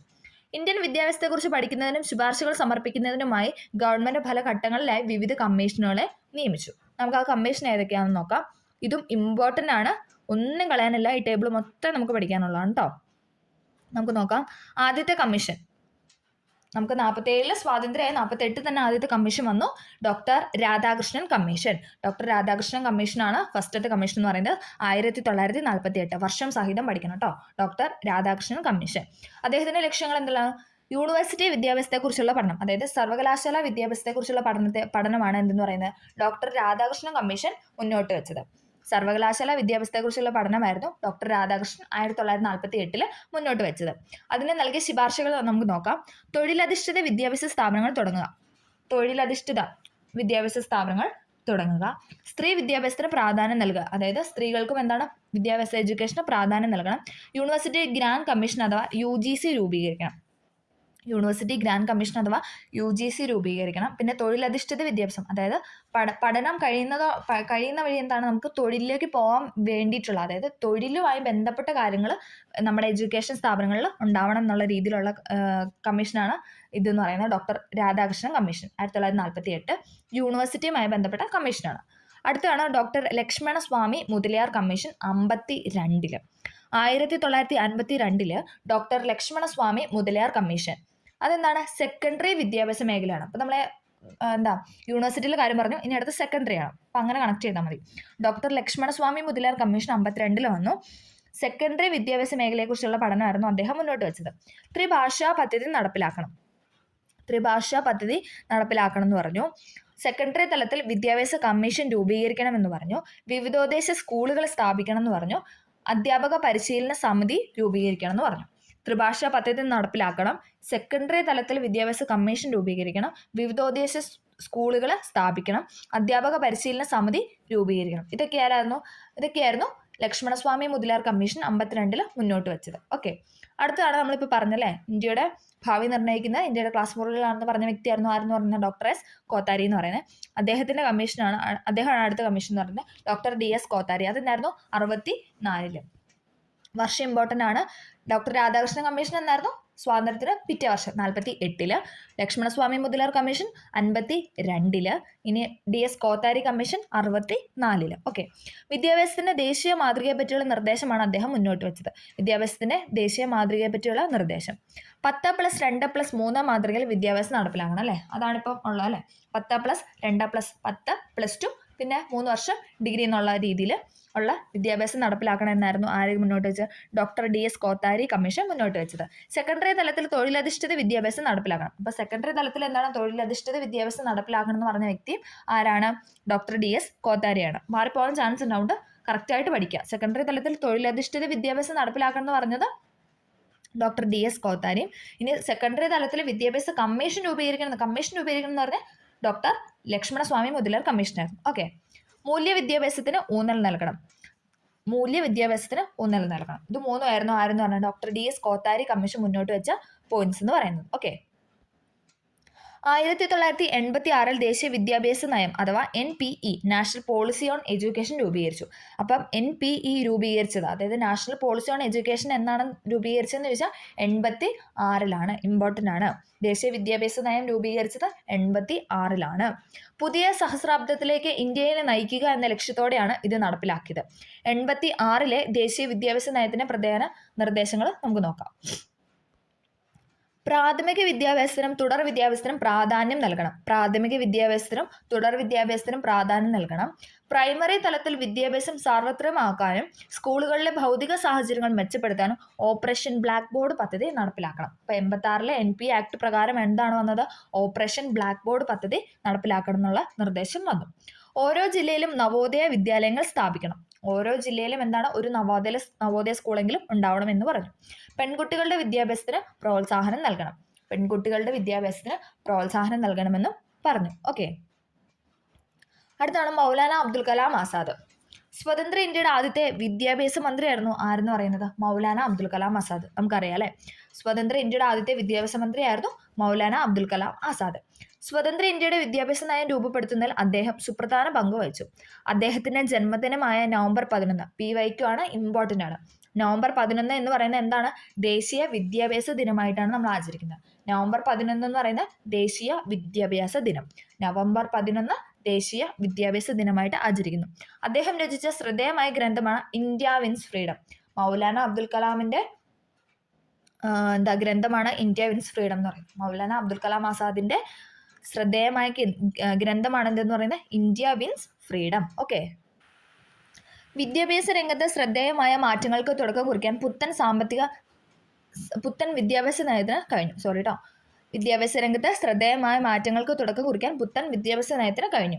2009 ഇന്ത്യ ഗവൺമെൻറ് വിദ്യാഭ്യാസം മൗലിക അവകാശമാക്കിക്കൊണ്ട് നിയമം പാസാക്കി.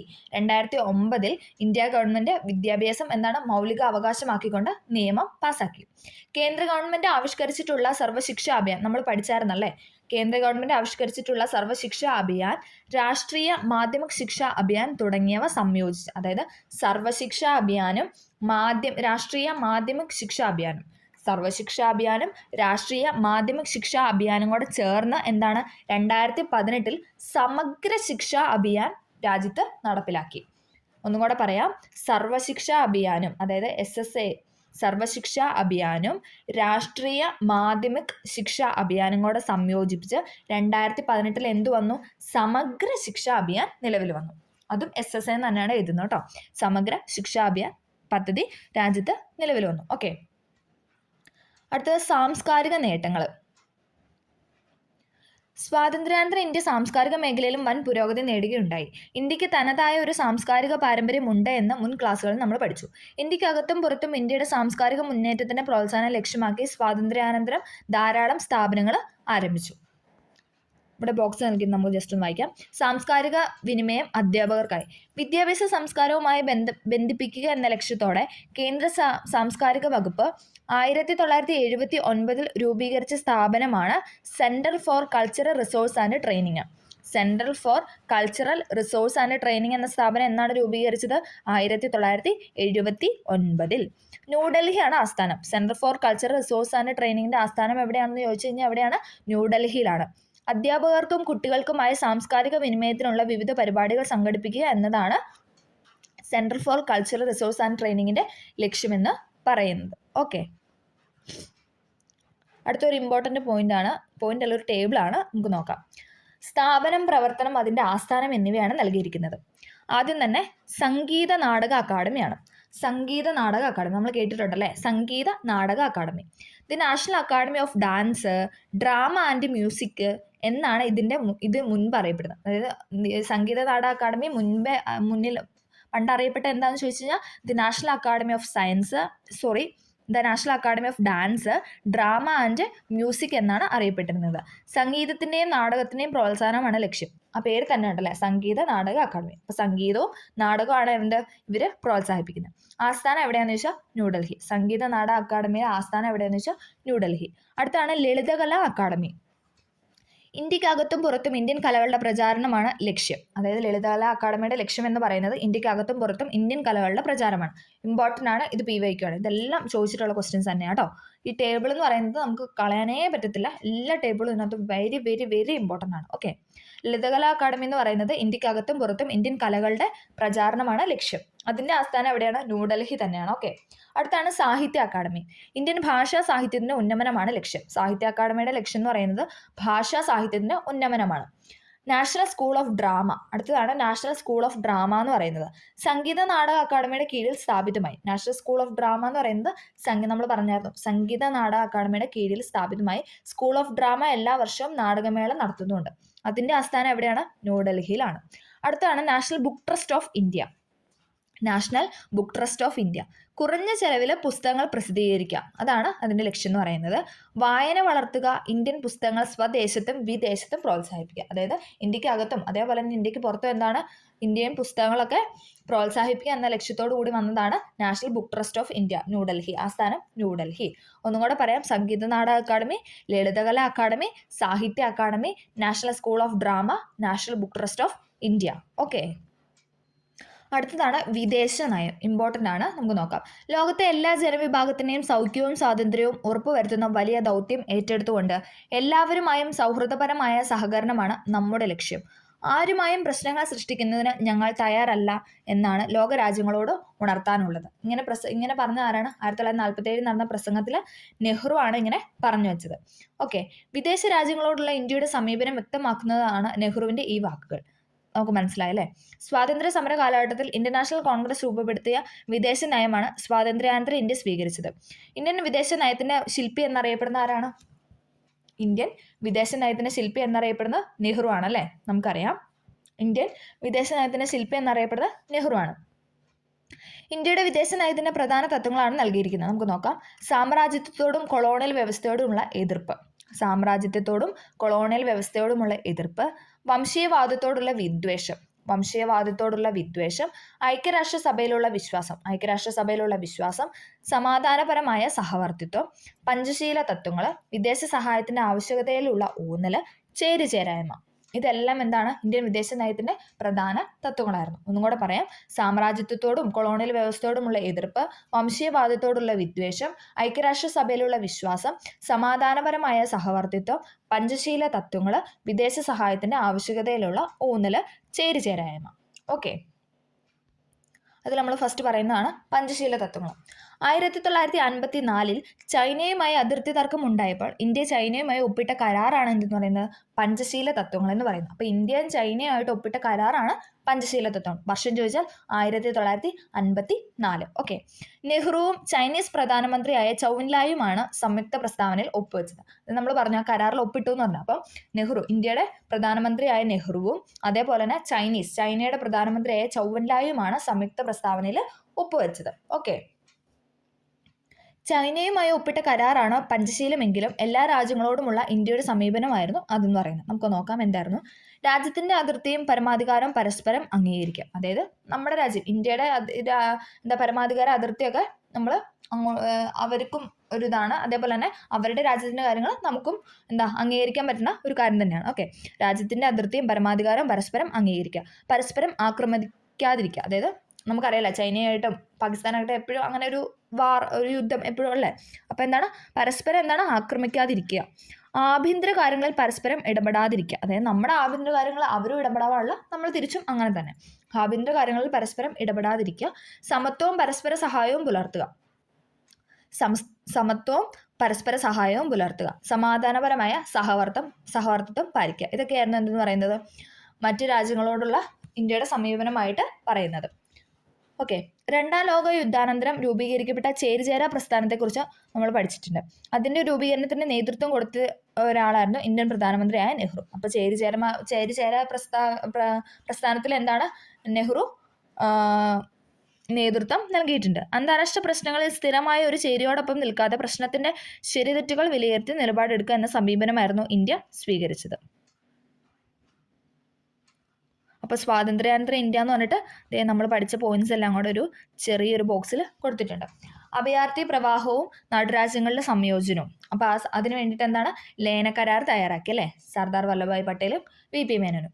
ഇനി അടുത്ത പിന്നെ ഉണ്ടായിരുന്നു ഭരണഘടനയും പൊതു തെരഞ്ഞെടുപ്പ് ആയിരുന്നു നമ്മൾ പറഞ്ഞത്. 50 ജനുവരി 26 എന്താണ്? ഭരണഘടന അല്ലെങ്കിൽ ഇന്ത്യ റിപ്പബ്ലിക് ആയെന്ന് പറയാം. അപ്പം രാജേന്ദ്ര പ്രസാദും ഡോക്ടർ BR അംബേദ്കർ ഒക്കെ ചേർന്നിട്ടായിരുന്നു ഉണ്ടായിരുന്നത് അല്ലേ. ഓക്കെ, അടുത്തതെന്ന് പറഞ്ഞാൽ ഭാഷാടിസ്ഥാനത്തിലുള്ള സംസ്ഥാന പുനഃസംഘടന കമ്മീഷൻ രൂപീകരിച്ചു. ഫസൽ അലിയും HN കുൻസ്രുവും സർദാർ KM പണിക്കരൊക്കെ ചേർന്ന് അല്ലേ. അടുത്താണ് സാമ്പത്തിക നയം. അതിന് പ്ലാനിംഗ് കമ്മീഷനും 5 ഇയർ പ്ലാനൊക്കെ നിലവിൽ വന്നു. പിന്നെ ശാസ്ത്ര പുരോഗതിയുടെ വിദ്യാഭ്യാസവും നമ്മൾ പറഞ്ഞു. ഗവേഷണ സ്ഥാപനങ്ങളും ബഹിരാകാശ രംഗവും പിന്നെ കുറേ കമ്മീഷൻ ഉണ്ടായിരുന്നു അല്ലേ. രാധാകൃഷ്ണ കമ്മീഷനോ മുതലാർ കമ്മീഷനോ കോത്താരി കമ്മീഷനോ അതൊക്കെ നമ്മൾ പഠിച്ചു. അടുത്ത സംസ്കാരം, അതായത് സംഗീത നാടകം ഇപ്പോൾ പറഞ്ഞു അല്ലേ. സംഗീത Natak academy, Lalit Kala academy, Sahitya academy അല്ലെ, ബുക്ക് ട്രസ്റ്റ് ഓഫ് ഇന്ത്യ, ഇതെല്ലാം നമ്മൾ പറഞ്ഞു. പിന്നെയാണ് ഇപ്പോൾ പറഞ്ഞ വിദേശനയമായിരുന്നു ചേരിചേരായ്മയും പഞ്ചശീല തത്വങ്ങളും. ഓക്കെ കുറച്ച് ലെങ്ത് ആയിട്ടുള്ള ചാപ്റ്ററാണ്, കാരണം 10ാം ക്ലാസ്സിലാണല്ലോ. അപ്പോൾ അതുകൊണ്ട് കുറച്ച് ലെങ്ത് ആയിട്ടുള്ള ചാപ്റ്റർ തന്നെയായിരുന്നു ഇത്. പക്ഷേ ഇതിനകത്ത് ഒരു പോയിന്റ്സ് നമുക്ക് കളയാനായിട്ടുള്ളില്ല, എല്ലാം തന്നെ പഠിക്കാനുള്ളതാണ്. എല്ലാം PYQ ആണ്. ഒരുപാട് തവണ റിപ്പീറ്റ് ചെയ്ത് PSC ചോദിച്ചുകൊണ്ടിരിക്കുന്ന ക്വസ്റ്റ്യൻസ് ഉള്ളൊരു ചാപ്റ്ററാണിത്. അപ്പോൾ എല്ലാവർക്കും ഇത് ഇഷ്ടമായെന്ന് വിചാരിക്കുന്നു. ഇഷ്ടമായെങ്കിൽ ലൈക്ക് ചെയ്ത് സപ്പോർട്ട് ചെയ്യുക. Okay, thank